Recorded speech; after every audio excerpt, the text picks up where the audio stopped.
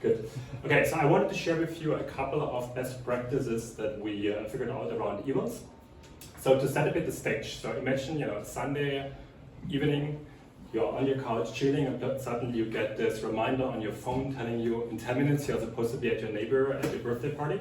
And of course you go like, where's the present? So what do? You look in your house, what's lying around. You might find a wine bottle, you might find some socks that you got from your mother for Christmas, and some other stuff. And now comes the big question, what's the most suitable present that you can bring to a neighbor? And I think that's pretty much why LLMs were invented for these kind of use cases. So we have here a little application that does this. Is this big enough, or should I make it bigger? A bit larger. Like this? No? Yeah. Take in the back, you could, yeah? Good. Okay, so it's super simple, right? So we have here a couple of gift options, the bottle of wine, socks, and so on and so forth. And then we just send a prompt to the LM where we ask, for the giftee, what's the most suitable gift? And we ask it back, give us the gift. And additionally, give us a little message. And I think in the Netherlands you put always poems and everything. So we want to have a message to the poem that we can stick on the gift. So that's we send to OpenAI and we get this back. So if you run it, it will work perfectly, I can tell you. But the question is, how do you know that it's still going to work if there is a new generation of the model? How do you know if you add more features to it that it's still going to work? Well, the answer to this is obviously automated testing. So let's go for a couple of techniques that we have here. So let's start with the simplest thing, right? So we can use your two personas to try this out. So we have Sophie, my 7-year-old niece who loves playing in the garden, pretending to be a unicorn, and Gert is my very serious neighbor who invites me sometimes for a drink. And so what we want to do is we call our suggest gift function for these two personas, and then we expect to get a certain result back. So if we run this now here, we would expect for Sophie to get a bowl, and for Gert we get the bottle of wine. Now we have, let me see. We have check internet. Okay.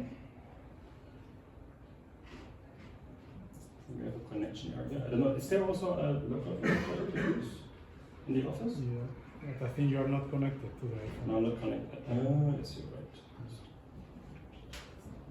Connect again. Yes, here we go. So, let's run it again.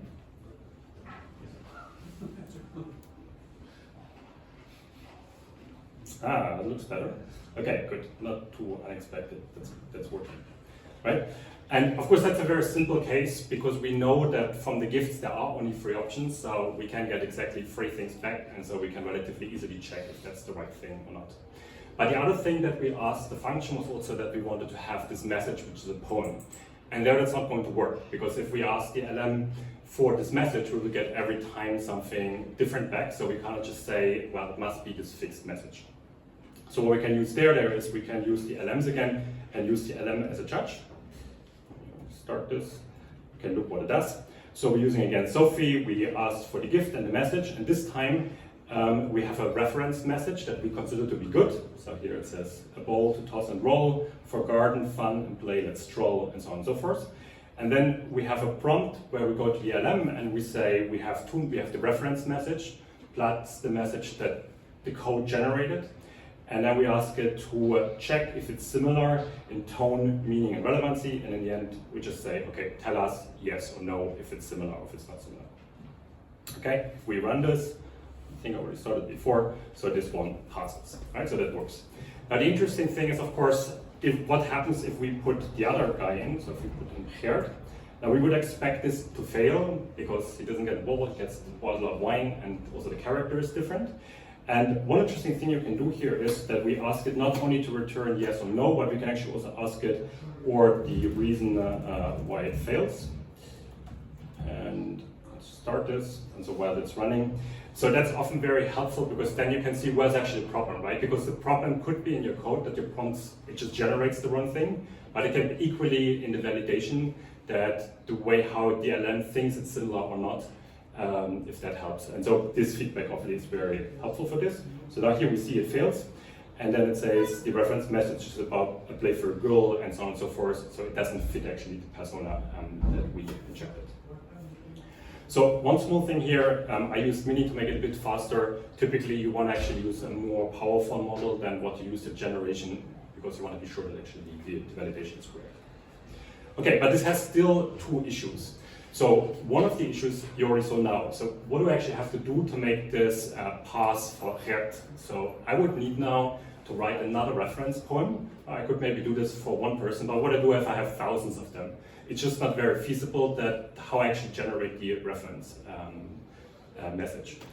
The other problem is, so let's imagine your colleague also loves it, they work on it further and so on and so forth, and then they're looking through the tests because they added new features, and well, they see the only thing they see in the test is that this is a good reference message. But why is it like this, right? You look there, well, is it great because it's in English? Is it great because it's 4-line? Or is it great because it rhymes? So in a way, your test actually doesn't really communicate the intent of it. So one of the things that we do a lot in our testing is that we actually put in really the intent of it. So here, for example, here we just check, does it actually rhyme? So here we just send the same thing to the LM, we get the output, and we just ask it for this one feature that we're interested in, rhyme. And so what we're seeing, often we then decompose them, and where we maybe start with one reference messages, you add them up with, I don't know, 5, 6, 7 different angles of which you are looking to this. Okay, so you see it passes, so it's good. And what you can see with this one is now that you can plug in whatever data you want. Since we're no longer actually hard coding the references, it's pretty scalable. Good, so those were a couple of techniques I just wanted to share with you. So maybe just a couple of words how we're using it. We're obviously using it for regression testing. So we have distilled data sets where we actually apply this to all our LM-based functions. We run them once per day. And it's really regression testing to see if something really weird happened. And then there's two other use cases where we use it quite successfully. So one is where we develop new features. We typically do this with a couple of lead customers. So you end up with 3, 4 data sets where you know it actually works well. But then when you go to other customers, you might run into data sets that have very different characteristics, and you just couldn't know that beforehand. And then trying this out in your application gets all very, very tricky. But having this infrastructure allows us to plug in actual really big data sets, run it through, and then we get back which percentage actually passes, where are the issues, and so on and so forth. And here you can also see where having these different aspects, like for example, if it rhymes or not, is quite handy, because then you know which aspects on your prompts, for example, you have to refine. So that's one. The other thing that has proven to be really helpful is this, if there comes new models. Now, I think this theoretical problem that your code doesn't work any longer with a new model, to us it never happens, but typically the models are better.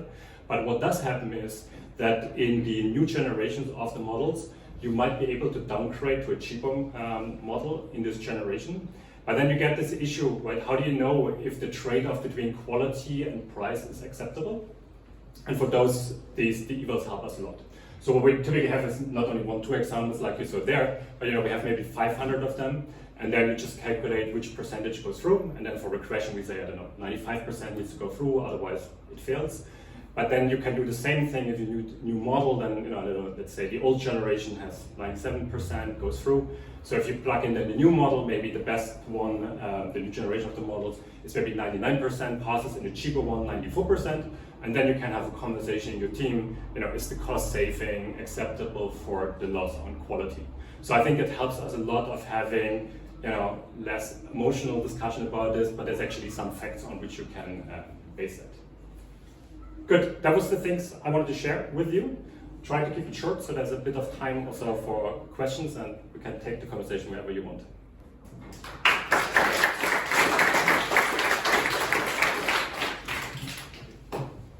Is there any technical reason why you decided not to use some solution involving, for example, slot schemas instead of explaining in the prompt how you want the input or output?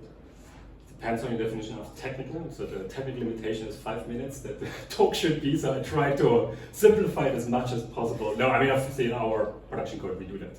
Oh, okay, thank you.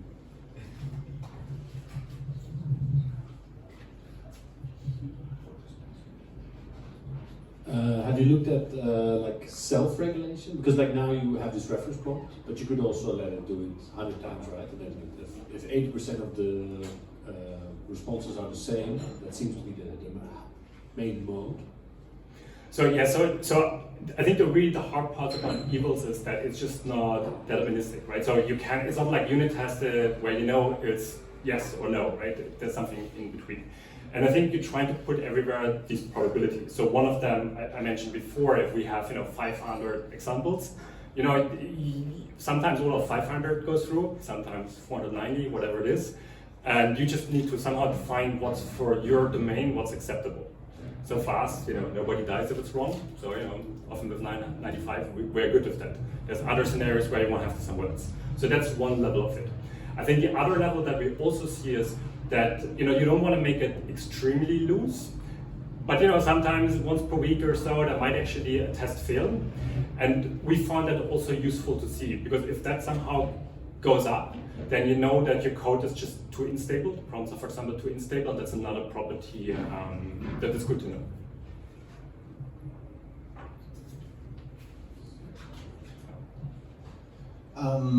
Since the testing is rather stochastic, do you also have any tools that you designed to look into the test results a bit more in detail, or is it really just that you find that it's enough to have this pass-fail threshold?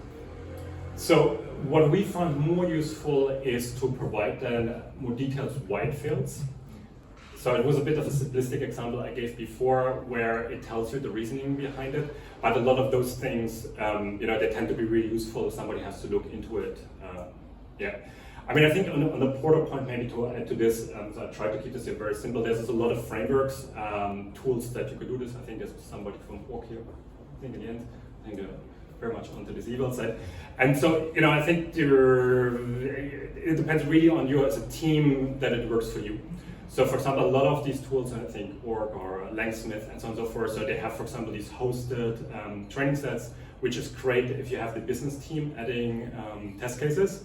Now for us, that's irrelevant, and we prefer to have everything in GitHub, even a lot of data, but a lot of these rules. So I think it depends really a lot on what makes sense to your team. Hi again, pleasure seeing you, great talk.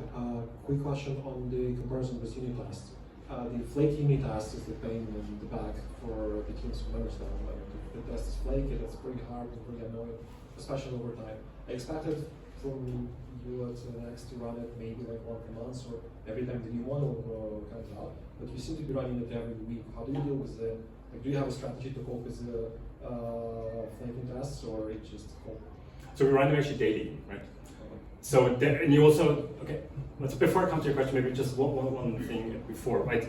So there's always the question, what do you compare it to, right? Is it more the world of unit tests or more the world of integration tests? In a way, they're kind of weird because the granularity often tends to be more unit test level, but the cost and the time it takes is more on the integration test level, so partially the complexities. So I think that's one of the problems we need to think about what makes sense in your setting. Now for the flakiness, so when we put them out there, so we try to be kind of strict on them. And if they fail every day, you're supposed to look into them. And then, over time you go, sometimes you really see they are flaky and you can make, let's say, prompts more strict, or sometimes the data is also weird. But sometimes you also have to say, yeah, it's just acceptable, maybe only 80% that goes through. So, but we definitely aim for that they don't fail every day, because then nobody looks at them anymore. You have time for one more? Yeah, to add to the bit of the stochastic question over there, do you ever eval your evil set, and is that in any way sensible? Indirectly, we do. So, so when we build them, so we partially manually review them. But I think the biggest point that we're having is why we also run this stuff in production, right? So if you have customers telling you nothing works, and your tests tell you everything thumbs up, well, probably that's somewhere an issue. So, and I think it's similar. How you work on unit tests. Well, there's some people, purists, that put all the unit tests out there, but I think most people are pretty pragmatic. They put 3 there and that's it. And whenever you have a bug, you're trying to add unit tests to it. And pretty much that's the way we also think about the evals. So if we have an issue, we try to reproduce them and really use them as tools. So which also means we can, execute the whole suite. So that's what we are executing daily. But also during development, we can just execute parts of those, and people actually use them also really for development. And do you combine this with, do you have like a signal for users to automatically say like that a certain trace or certain output is good or bad? And do you then compare that to the results of your eval set? So we are in the B2B setting, it's sometimes a bit tricky to do that. But we tend to know about it. So it's not so much user feedback, but we notice from other sites if there's a problem. No, okay.